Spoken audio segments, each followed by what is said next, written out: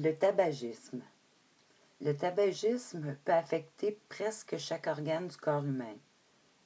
La fumée de tabac contient environ 4000 substances toxiques, dont plus d'une soixantaine sont connues pour augmenter le risque de plusieurs cancers, dont le plus fréquent est le cancer du poumon. Mis à part les cancers, le principal risque lié au tabagisme est la destruction du poumon qui mène à la bronchite chronique et à l'emphysème. Ces maladies peuvent progresser vers la dépendance à la bonbonne d'oxygène, et ce même pour faire les plus simples activités du quotidien.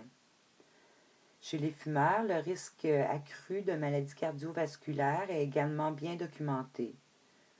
Les fumeuses sont plus susceptibles d'avoir des problèmes menstruels, des problèmes de fertilité, d'avoir un accouchement prématuré et un bébé de petit poids. Quant aux fumeurs, ils sont plus susceptibles d'avoir des problèmes érectiles ou d'impuissance.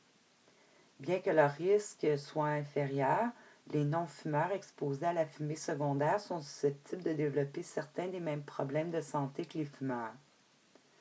Puisque le système immunitaire et respiratoire des enfants est en développement, les enfants sont encore plus vulnérables à l'exposition à la fumée secondaire. La consommation de tabac engendre une forte dépendance dont il n'est pas facile de se débarrasser.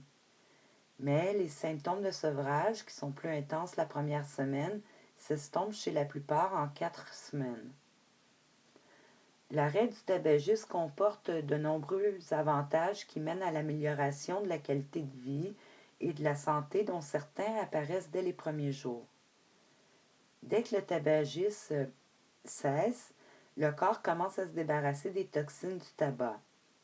1 an après l'arrêt du tabac, le risque de crise cardiaque diminue déjà, de près de moitié.